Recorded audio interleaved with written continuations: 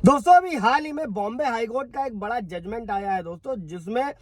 High court ने क्या किया है, पति की अपील को खारिज कर दिया है और ये कहा है, ये स्पष्ट किया है कि अगर पत्नी कमाने वाली हो तब भी भरण पोषण का जो है अधिकार पत्नी का बना रहेगा। दोस्तों जय हिंद, नमस्कार, मैं एडवोकेट आशीष मिश्रा। लाइक कर दीजिएगा, शेयर कर दीजिएगा, सब्सक्राइब कर दीजिएगा दोस्तों, ताकि ये इन्फॉर्मेशन और लोगों को भी मिल सके। दोस्तों अभी हम लोग बढ़ते हैं जजमेंट की तरह कि पत्नियों को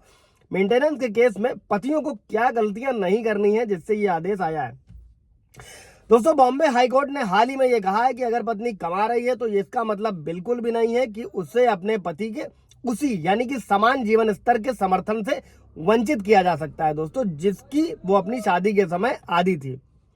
दोस्तों ये हाईकोर्ट ने यह फैसला दिया है और इस मामले में यह कहा है कि भले ही कमाई की हो, पत्नी ने भले ही कमाई करी हो, लेकिन उसकी आय उसके खुद के गुजारा भत्ता के लिए पर्याप्त नहीं है, क्योंकि उसे नौकरी करने के लिए रोजाना लंबी दूरी तय करनी पड़ती है। और हाईकोर्ट ने 18 जून को अपने पारित आदेश में यह कहा है दोस्तों कि पत्नी को पति की आय से रखरखाव की अनुमति दी जानी चाहिए, क्योंकि उसकी खुद की आय उसके रखरखाव के लिए अपर्याप्त है। केवल इसलिए कि पत्नी कमा रही है, उसे अपने पति से उसी जीवन स्तर के समर्थन से वंचित नहीं किया जा सकता है दोस्तों, जिसके लिए वो अपने वैवाहिक घर में आदि है, ऐसा बॉम्बे हाईकोर्ट ने कहा है दोस्तों। और यह आदेश है फैमिली कोर्ट का 24 अगस्त 2023 के आदेश को चुनौती दी थी पति ने दोस्तों, और हाई कोर्ट में अपील दायर करी थी। उसी पर हाई कोर्ट सुनवाई कर रहा था, जिसमें उसे पत्नी को रखरखाव के रूप में जो है हर महीने 15,000 रुपए भुगतान करने का आदेश दिया गया था दोस्तों। हाईकोर्ट ने कहा कि वो पत्नी की इस दलील से सहमत है कि पति ने संपत्ति और देनदारी के जो हलफनामे हैं उसमें अपनी सही आय का खुलासा नहीं किया है। और उन्होंने ये भी कहा है कि रिकॉर्ड में रखी गई जो सैलरी स्लिप थी, उसकी आय जो थी वो 1 लाख रुपए से अधिक का खुलासा करती है दोस्तों, जबकि रिकॉर्ड में बताई गई पत्नी की जो आय है वो 18,000 रुपए, क्योंकि वो एक कॉन्वेंट स्कूल में, यानी कि जो महिला थी पत्नी थी, वो कॉन्वेंट स्कूल में सहायक शिक्षक के रूप में काम कर रही थी। हालांकि दोस्तों इसी मामले में पति द्वारा यह दावा किया जाता है कि पत्नी को सावधि जमा खाते से ब्याज मिलता है दोस्तों, इसकी अतिरिक्त आय होती है, जबकि ब्याज शून्य है। और यहाँ तक कि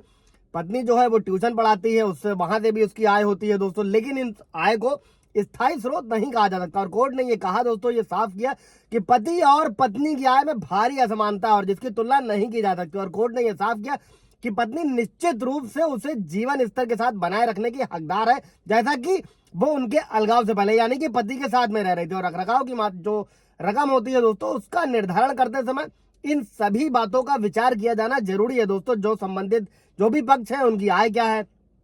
उनकी एज क्या है, उनकी जिम्मेदारियां क्या है, उनकी उचित आवश्यकता है दोस्तों। किसी भी तरीके से जो इनकम हो रही है दोस्तों, वर्तमान मामले में पत्नी अपने माता पिता के साथ अपने भाई के घर पर रह रही थी, और जहां वो अनिश्चित काल तक यानी कि हमेशा के लिए नहीं रह सकती, ऐसी तो आप लोग भी समझ सकते हो। और कोर्ट ने ये कहा कि उसकी कम आय के कारण वो अपने माता पिता के साथ अपने भाई के घर में रहने के लिए जो है वो मजबूर है, विवश है दोस्तों, और जिससे उसे क्या हो रहा है, असुविधा और कठिनाई हो रही है, और ऐसी इनकम में वो एक अच्छा जीवन नहीं जी सकती। हालांकि अगर याचिका करता है कि आय से तुलना की जाए, यानी कि पति की आय से तुलना की जाए, तो पत्नी की आय से कहीं ज्यादा अधिक है दोस्तों, और उस पर कोई वित्तीय जिम्मेदारी भी नहीं, यानी कि हस्बैंड के ऊपर। यहाँ तक कि ये मानते हुए कि कुछ खर्च अपने और अपने परिवार के सदस्यों के रखरखाव के लिए जरूरी है दोस्तों, जिन्हें वो बनाए रखने के लिए बाध्य है दोस्तों। और जो राशि बची वो बांद्रा में जो फैमिली कोर्ट का मैटर था दोस्तों, और जो फैमिली कोर्ट के कोर्ट द्वारा ये आदेश बांधा गया था दोस्तों, वो सक्षम है, पर्याप्त है, मतलब फैमिली कोर्ट का डिसीजन सही है, ये हाई कोर्ट ने फाइनल किया दोस्तों। ये था दोस्तों, अगर पत्नी कमा रही है, ये उसके लिए जजमेंट है कि तब भी आपको भरण पोषण देना पड़ सकता है, अगर आप अपनी चीजों को, अपने पक्ष को अच्छे तरीके से नहीं रखते हैं। कोई सवाल जवाब होगा कमेंट में पूछेगा। Thank you.